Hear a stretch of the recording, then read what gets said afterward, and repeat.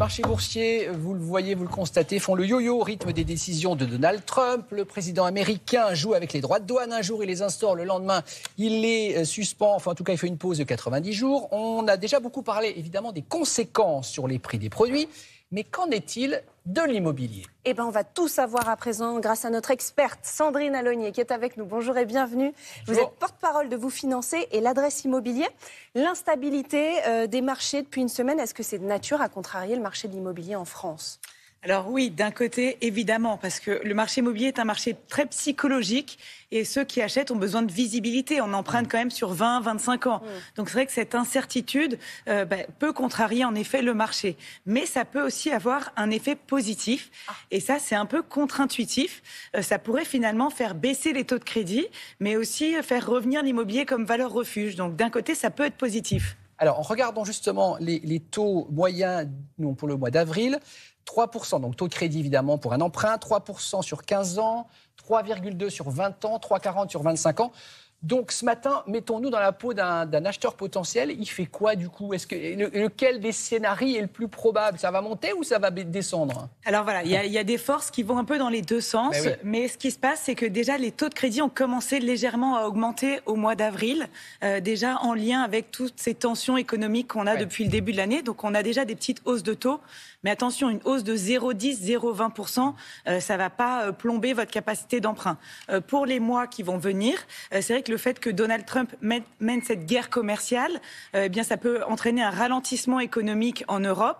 Et qui dit ralentissement économique, dit action de la Banque Centrale Européenne.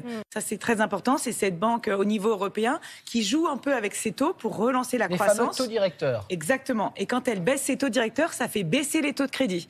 Donc finalement, qui dit ralentissement économique à cause de Trump peut dire baisse des taux de crédit. Donc ça, c'est le point positif.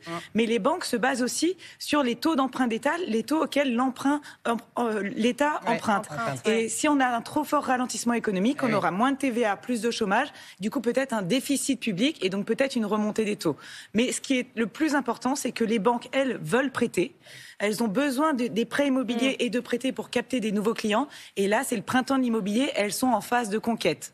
Mais du coup, on peut se dire quand même que dans le contexte actuel, parce qu'on dit souvent que l'immobilier, c'est une valeur sûre, une valeur un peu refuge. Ça reste le cas. La pierre, c'est toujours sécurisant. Oui, alors ça reste évidemment le cas. Là, quand on voit les évolutions boursières avec des moins 10% sur une journée, l'immobilier, ce n'est vraiment pas ça. Là, même si on a parlé de baisse de prix, sur le long terme, l'immobilier continue à progresser. Donc c'est pour ça que c'est vraiment une valeur refuge. Et d'ailleurs, depuis le début de l'année, on voit des investisseurs revenir dans le réseau immobilier L'Adresse. C'est aujourd'hui quasiment un tiers des acheteurs, puisque des gens qui peuvent avoir 50 000 euros à placer, hésitent. Les crypto-monnaies se sont effondrées, la bourse est trop volatile. Donc, on veut bien placer ces 50 000 euros, emprunter en complément à 3%. Ça redevient intéressant. Il ne faut pas oublier qu'on avait des taux à 4,5%. Oui, c'est vrai. Donc oui, là, l'immobilier va jouer cette valeur refuge. On peut en plus transmettre un patrimoine. Donc ça, c'est aussi un effet positif de l'effet Trump. Regardez, le journal Le Parisien consacre une pleine page ce matin donc à la situation de l'immobilier avec ce titre, la chute des prix bel et bien enrayée. Et donc elle confirme,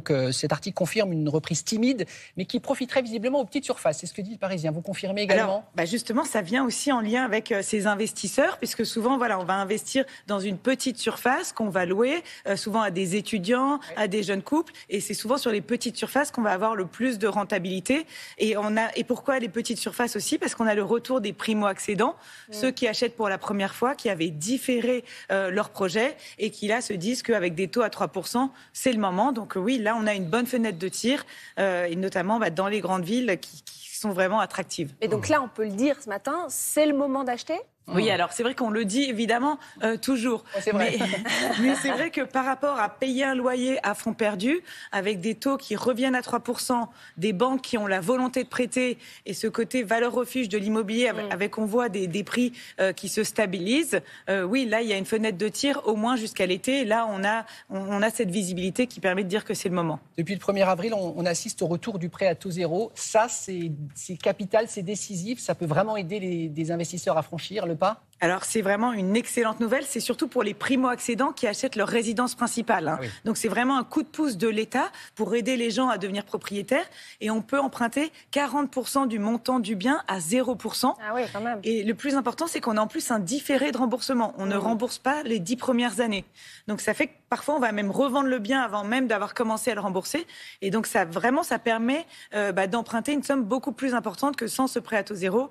Mais attention, c'est pour la maison individuelle neuve ou surtout le logement neuf collectif ou l'ancien avec beaucoup de travaux. Oui, il y a quand même, il y a quand même des conditions et sous conditions de revenus. Il y a un petit truc qui va peut-être moins faire plaisir à ceux qui veulent acheter à présent, parce que dans tout ce contexte-là, on vient d'apprendre que les frais de notaire vont augmenter dans près de 9 départements sur 10. On va voir un tableau qui va s'afficher avec des exemples, mais pour un achat d'appartement de 200 000 euros, par exemple, c'est plus 1 000 euros de droits de mutation, donc ces fameux droits, 400 000 euros plus 2 000 euros, et 1 million, c'est plus 5 000 euros.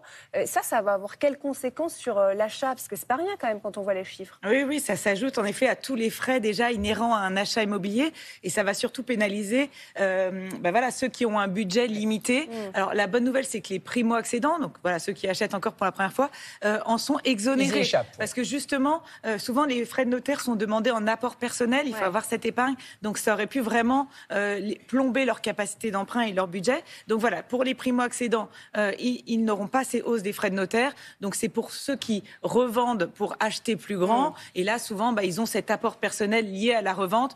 Donc voilà, c'est vrai que c'est un peu dommageable, mais ça reste quand même des montants limités. Souvent les frais inhérents à l'achat, c'est déjà 10%, donc voilà, ça fait ça en plus. On va préciser aussi que donc, c'est la part départementale, donc c'est le département qui décide ou non d'augmenter, et puis les frais de notaire, le notaire il n'a pas tout ça dans sa poche. Parce qu'à chaque fois les notaires que je croise me disent, dites bien, c'est pas pour nous. Je crois qu'il a 0,8, le notaire il a 0,8%, et le reste évidemment ce sont des taxes, etc. Et on dit droit de frais de notaire, mais ce sont des droits de mutation. Tout à fait, c'est pour que les départements construisent ensuite les écoles et tout ce qui va bien pour les nouveaux arrivants. Merci Sandrine Danolier, c'était très clair. Merci beaucoup pour votre éclairage.